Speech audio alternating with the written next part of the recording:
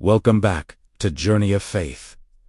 Today, we're sharing a story that I know will speak directly to your heart, especially if you've ever felt stuck, discouraged, or like every single door in your life keeps slamming shut. This message is for anyone who has ever questioned their path and wondered if their prayers are being heard. It's a powerful reminder that sometimes what feels like rejection is actually divine redirection. Our story is about a man named Daniel. He was a dedicated father, a loving husband, and a genuinely hardworking and humble man. All he wanted was to provide a better life for his family, to give them the security and comfort they deserved. He spent his days and nights tirelessly searching for a new job, a better opportunity. He polished his resume, wrote countless cover letters, and sent out application after application, filled with hope each time he clicked send. But the responses that came back were a constant stream of disappointment. Emails flooded his inbox, each one a small heartbreak. We regret to inform you, the position has been filled. After careful consideration, we have decided to move forward with other candidates. It felt like a relentless barrage of rejection. With every email, another door didn't just close. It slammed shut in his face. He could feel the weight of failure pressing down on him, and the dream of a better life for his family started to feel more and more like a distant fantasy. He would sit at his small desk, surrounded by scattered papers, lower his head into his hands, and just feel the crushing weight of defeat. One night, after another day of fruitless searching, Daniel reached his breaking point. The emotional toll had become too much to bear. Alone, in the quiet of his dimly lit bedroom, he knelt down and finally let it all out. In a voice cracked with exhaustion and despair, he prayed, "God, are you even listening to me? I'm trying so hard, but nothing is working. Why does everything I try fail? Am I doing something wrong?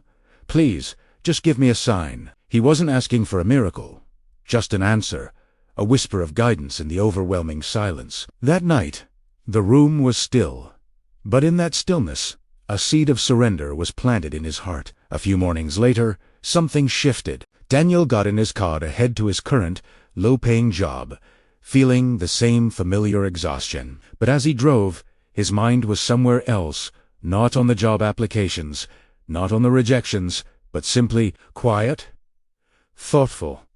And then, without any conscious plan or reason, he did something he'd never done before. He turned onto a different road, a street he usually bypassed. It was a spontaneous decision, a small detour from his monotonous routine. He wasn't sure why he did it.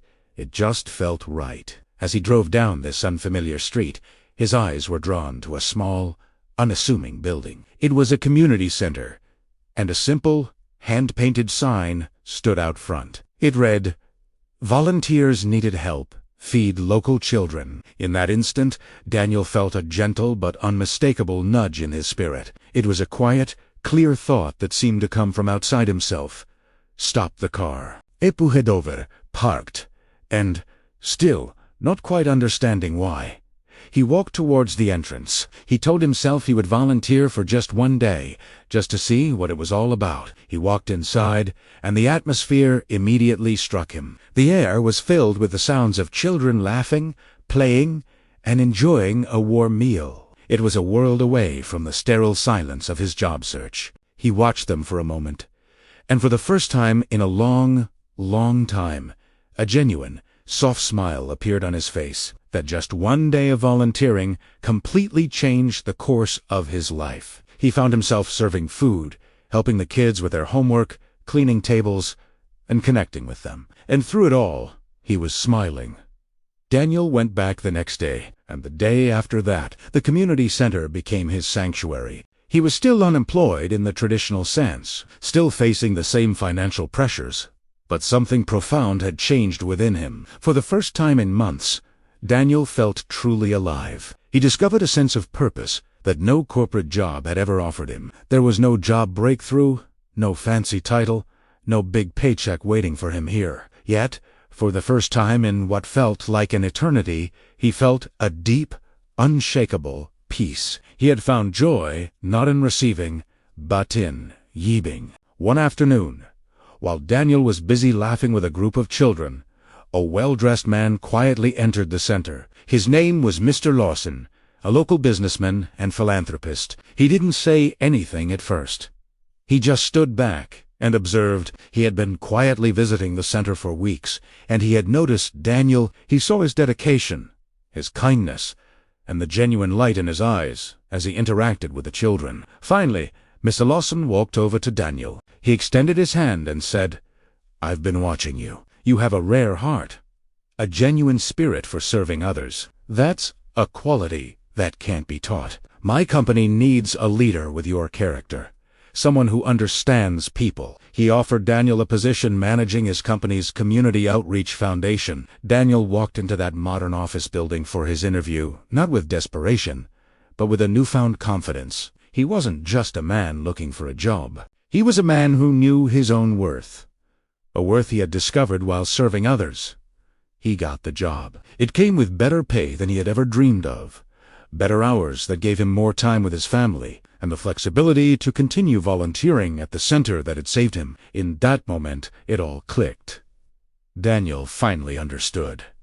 God had been listening all along. Every closed door, every rejection email, every moment of failure, it wasn't punishment. It was preparation. If he had gotten any of those earlier jobs, he would have been too busy, too preoccupied, too far down a different path to ever take that detour. He would have completely missed the one open door that was meant for him, the one that led not just to a job, but to his true calling. Sometimes, God closes doors in our lives. He closes them to protect us from paths that aren't right for us. He closes them to redirect us towards something we can't yet see. And sometimes, He closes them to prepare our hearts for a blessing that is far greater than anything we could have ever asked for or imagined. When we face a closed door, our first instinct is to feel rejected. But what if it's not rejection? What if it's redirection? The Bible puts it this way in Proverbs chapter 3, verses 5 and 6. "Trust in the Lord with all your heart, and lean not on your own understanding. In all your ways submit to Him, and He will make your paths straight." Daniel stopped leaning on his own understanding and simply trusted that small, quiet nudge to turn down a new road, and God made his path straight. So if you feel like life is closing doors on you right now, please don't lose hope. Don't give in to despair. Take a deep breath and consider that maybe, just maybe, you are being guided. Maybe God isn't rejecting you. Maybe He is redirecting you to the one door He has prepared just for you. Thank you for joining us on Journey of Faith.